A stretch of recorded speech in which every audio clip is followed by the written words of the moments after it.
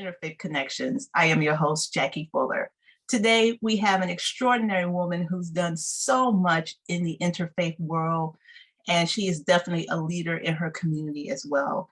And we are happy to have Ruth Sharone here today with us. She's a filmmaker, author, journalist. She's a creator and producer of Interfaith the Musical, which we'll talk about today. She's also been in the world of interior designing, and she's a mother. How does she do it all? We will find out. Ruth, welcome, welcome, welcome. Thank you for being on the program. It is my pleasure because I've known you for many years, and I'm so glad you are still doing this. And now is the moment. Now is the moment. Yes, and I think it's great because what you're doing and having this opportunity to interview you, we'll be able to share this like next level experience together. So I'm really excited to have you, and you look great in your red today. Thank you. Now, please, Ruth, because people are curious because I mentioned the various things in the arts you have done. Share with us the background. How have you been doing all these different things, like background information about yourself, and particularly the time to do all these things? So can you share some of that with us? First of all, I started out as a journalist. I studied in university to become a journalist. And right when I graduated, I spent a year and a half in Latin America. I was in 19 countries in 54 cities. And that was my first real exposure to life outside of my contained small life. I was raised in a Jewish household by a mother who was originally from Riga, Latvia, who spoke 6 languages, who taught Hebrew school, and in a kosher household. And my father was, he's originally from Russia, and he was raised in the United States. He was very eclectic and cosmopolitan and had a very powerful worldview, was friendly with everybody. And my mother was very, I would say, more frightened of the outside world because of what had happened to Jewish communities in Europe, where she was from. So I had these 2 strains in my life, and I think that they helped make me who I am today, because I have a strong identification with Judaism, and I still go to synagogue on the weekends. Now I'm on the Zoom synagogue, and I'm in Torah study every week with people who I've been meeting with for close to 20 years. So that is the fulcrum and spiritual center of my life. And I don't want to say but, because it's definitely I have a very powerful connection to people of faith, and even people who say they don't have a faith. And why is that? Because everybody is looking for something, some way to understand, give meaning to the world, find a place in the world, find community. And so because of my initial travels in Latin America, and I lived primarily with families, I didn't stay in hotels.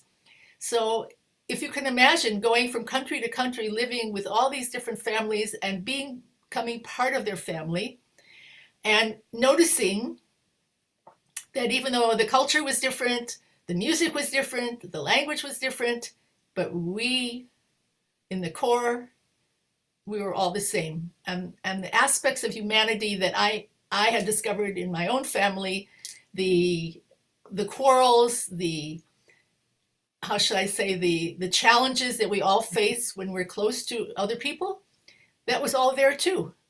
And what was really funny sometimes was that because I was a journalist, and those who know me know I am the grand inquisitor, I'm always asking questions, that's sort of one of the things that defines me, is that I would ask, when we're sitting at the evening dinner table with these different families all over Latin America, I would ask the parents questions, and then when they gave the answers, the children would say, "You never told us that." And so they started to discover things about their own parents that they had never asked or even knew to ask. So when I came back, I moved to New York City. I'm originally from Chicago. I moved to New York City, and I started working for the Associated Press. But I had dreams of becoming a foreign correspondent because I had tasted travel, international travel, and it was very appealing to me. And I started studying French in the Alliance Française, and I was getting ready. I wanted to be a foreign correspondent, but they told me that it would take several years before I could even qualify. So I decided I'm going to just cold turkey. I left. I went to Rome, and I was there for 8 months. I studied Italian, and I worked for the English Chronicle in Rome as a reporter and a photographer. And then I felt moved. I really wanted to go to Israel because I had so many relatives there, and my mother and her sisters and her mother had immigrated from Riga, Latvia to Palestine, where she met my father, and they married in Palestine, and then they came to the United States. And what I found especially titillating to share with my Palestinian and Muslim friends when I lived in Israel for almost 10 years is that my mother had a Palestinian passport because Israel was not yet Israel, right? And so I had a unique look also at the problems of trying to create peaceful coexistence with people who are basically our cousins. Right. Exactly. And so I had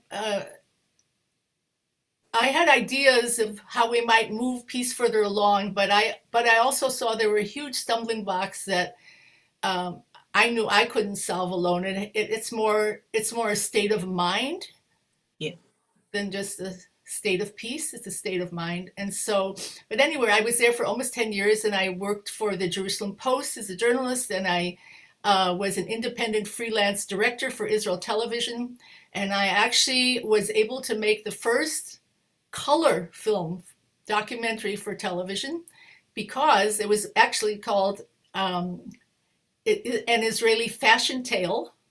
And I convinced the head of the television that we should raise money to make it in color because until then, all the films were being made in black and white, and it wasn't on par with what was happening internationally.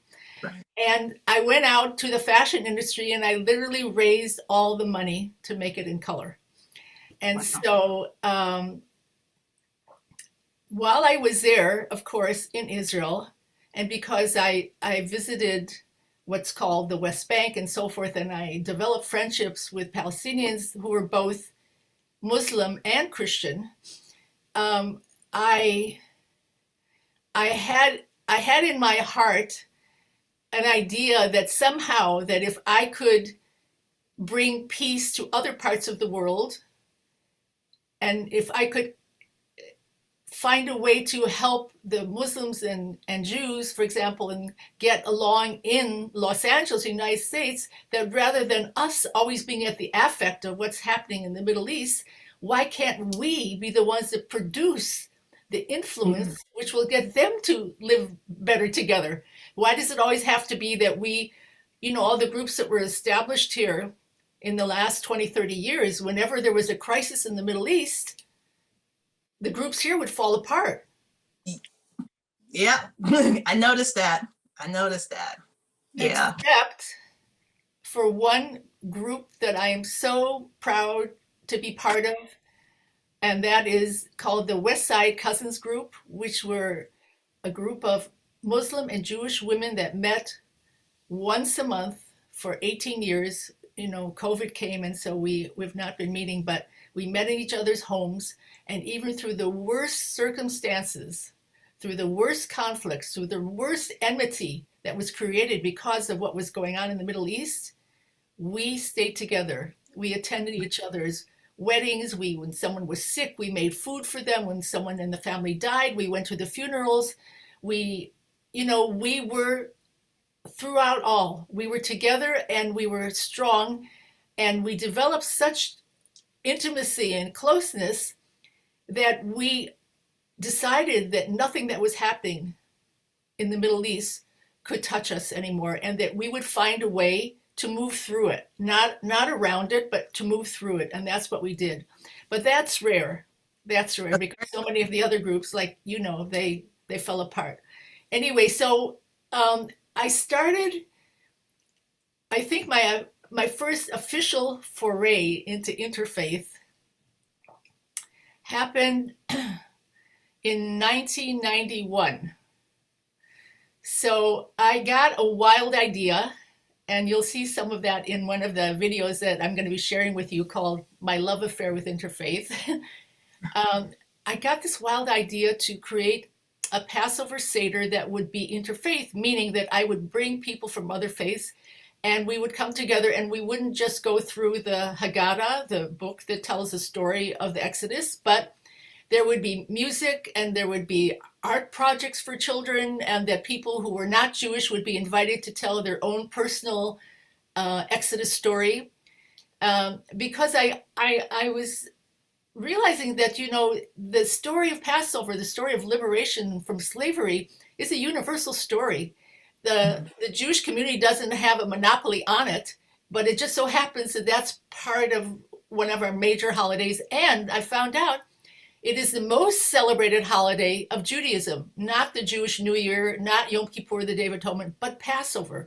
It's the day when people who have drifted away from the Jewish community find their way back home to be with family, because the rabbis say the table is the altar. And when the Jews didn't have a synagogue to pray at, they created an alternative way of praying to God, and it's through the holidays. And when we eat at the table, when all the symbols, when the food are all symbols of our story of liberation, then the table does become the altar, and then the community is praying together when we recite what happened. And there's a very beautiful injunction in the Torah which says, actually says this in the Tanakh, in the Hebrew Bible, that every year you must celebrate the Exodus as if you personally are escaping from slavery, not your ancestors, not somewhere in the past, but now at this moment. And so I ended up having 85 people at that Seder. I had to rent a special hall. I had it catered, but it was so well received. People were so excited. And at the end, I had a waiting list of 20 people who couldn't get in. There wasn't enough room. And because I'm a filmmaker, I hired a crew and I had them film it, because I felt this is so special. I need to have a document, a record of it. And Jackie, when I started looking at the footage afterwards and listening to people's stories, I thought, well, there are probably so many stories out there of people that have celebrated Passover, or people that understand this Odyssey, of the Exodus. And so I started looking for people, and literally, I would say, God led me to the most unusual people, including an African-American pastor, Charles C. Queen, who for 4 years had been celebrating Passover with 600 African Americans in Los Angeles. And I happened to meet some of his congregation. They were in the library looking for a film about the afikomen, which is the dessert matzah we have at the end of the ceremony. And I couldn't understand. I thought, well, why would they be asking about the afikomen? And I introduced myself and I said, take me to your leader. And then I ended up filming him, and I filmed Seder for abused wives, and the first feminist Seder in Los Angeles, and a Seder that, that's what the meal is called. The official feast meal ceremony is called Seder.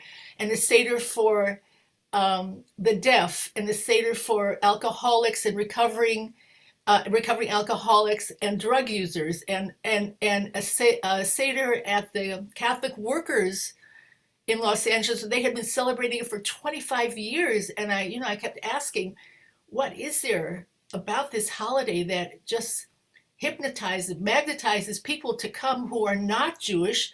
And it's because it has this universal theme. And that discovery is what led me to, I would say, 3 decades of interfaith engagement, because finding a universal theme and knowing that everybody resonates to that, then it really didn't matter if what you called God, if you even believed in God, because this is a story about our humanity where we all connect. And when I got that, then I thought, well, so interfaith work has to be done. I know it's done academically. I know there are panels and people coming, and all that is important. Right. But maybe there's another way to reach people, not the conventional way, but Right. the way through the arts and through even through gastronomic means, right? Yeah. Yeah. So one of the most the popular activities in the interfaith community is like when women from different faiths get together and bake bread together, right? Mhm. Or Mhm. they have ceremonial meals from one faith and then they invite other people who've never attended that. And so, and then of course the arts, music and dance and song, and storytelling. So I worked as the co-chair of the Southern California Parliament of the World's Religions for 10 years. I was one of the co-founders, and we did very unconventional. We held very unconventional events, and um, and then one morning in 2014, I was taking a walk, and I say this. When I share this story, I'm still experiencing a bit of awe myself, Mhm. thinking about how it happened, because the truth is, I have high blood pressure, and I was told that I should walk as much as possible. And so I said, okay. And so I invited a friend of mine, Gene Rothman, the late Gene Rothman unfortunately passed away. I invited him to walk with me. And so for, I don't know, 6 months, 8 months, we walked together 2, 3 times a week. And it was wonderful. And we discussed politics. And he was in the interfaith community as well. And we had a lot in common. And one day he said, Ruth, I'm really sorry, but I have a friend who needs me more than you do to walk with him. And so I won't be walking with you anymore. Wow. So that was a switch. And so I started walking on my own. And that's when the magic began, because when we're alone, Mhm. we have a chance to hear God's voice. You can't hear God's voice when you're having rapid ta ta ta ta conversation with someone else and back and forth. I was I was on my own, and suddenly I heard music and words. Mm. And the very first words I heard were, "What if when you awoke you were wearing a stranger's shoes?" Huh, that's an interesting thought. What if when you awoke you shared your enemy's extremist views? Oh my God, what would that be like? What if when you awoke you think in color, not black and white? What if when you awoke you could imagine not being right? Oh. We all want to be right, right? We can't imagine not being right. And then the chorus came, and then I'm hearing this and I'm singing this out loud, and I'm both singer and audience, right? So I'm listening to this and I'm singing it, not totally understanding what's going on. And then the chorus came, what if, what if we all could see the beauty of one expanding humanity? Expanding humanity. Well, then I wrote the rest of the song, and I came home and I went to my computer and I just wrote down the lyrics, and I remembered the melody. I called some friends and I said, "Hey, I just wrote this song." And they said, "How come?" And I said, "I don't know." And then as the days went by, second song, third song, fifth song, and finally I had about 30 songs. And they were all around the theme of interfaith, all of them. And I shared them with my good friend Yuval Ron, who's a composer, musician, and has written for musicals. And I would sing them to him and his children and his wife, and they would say, and the kids would run around the house singing the songs, chanting the words. And he said, you have a musical there. And I hadn't thought about it until that moment. But when he said it, I something clicked, and I said, that's right, I have a musical. And then the next question was, why? And why Mm. me? Right? Because that's not, I'm a writer and a filmmaker, and I love music, and I play the piano, but that was not my métier, and that was not my fantasy. I mean, it was not in my reckoning of how I would be living my life or what I'd be doing. I always thought I'd be continue to make films, and I'd be in the interfaith world, and I was writing. I interviewed so many people for the Interfaith Observer. I wrote more than 50 articles for them. Oh, wow. Yeah, and so, but then I thought, well, if I was chosen for this, and that's the question, just like I told you before we started this interview, you were tapped on the shoulder, Jackie, to do what you're doing. Mhm. And a lot of people can do other things that you've done in your life and that you may be doing at the same time, but no one can do this as well as you. You have been designated. And I thought, why was I designated? It wasn't because I was the best musician in the world, because there's so many talented musicians in the world. It was because I understood the interfaith community. I loved and respected the different faiths, and I knew about them. And I could write about them with facility and with love. I could poke fun, and I could be in admiration, and I could also help people join me in that celebration of our diversity and our magnificence, and also a recognition that it's not easy to live together when you espouse ideas which seem to be contradictory. Yeah. But there is so much beauty in the diversity and learning about each other that anybody who has entered this field knows, anybody who has participated comes away with a state of awe about what God has created, or what universe or divinity or spirit or whatever you want to call it, but just the fact of who we are. You know, I say, like, look at the flowers in the field. They're all different varieties. Some prefer the sun, some prefer the shade, some are tall, some are small, some have infinite petals, some have only one bulb. You know, it's like God chose to make us in this way. And when I became familiar with the Quran and through my Muslim friends, they would always quote me this beautiful surah that God says, if I had wanted to, I could have made you all alike, but I intentionally created you to be different so that you would come to know one another. So that's where we are today. And if I wanted to move beyond the kind of interfaith events that I had been orchestrating and helping to support, and if I wanted to move beyond that, I thought it would have to be a way to get to mainstream, right? And mainstream is in the theaters, right? Because people go there to be entertained. They don't go there to be educated. But if you present material in a colorful, exciting, musical, dramatic way, they will listen to it differently than if they go to a lecture about comparative religion, right? Yeah.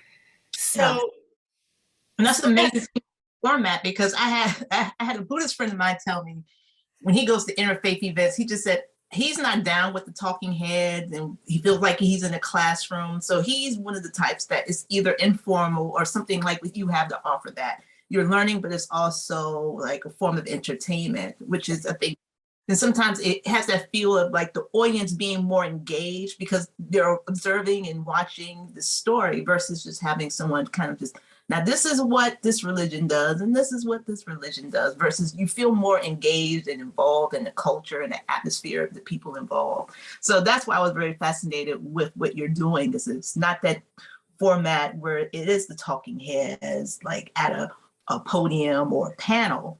So it's a really good, way of branching out into doing something different and unique. well, your friend would love my song, I'm a Buju. I'm a Buju. I'm Buddhist and I'm Jewish. I'm a Buju. Why choose only one when you can choose two? Forget the pros and cons, they're all true. I'm a Buju. I emulate the Buddha and his worldview.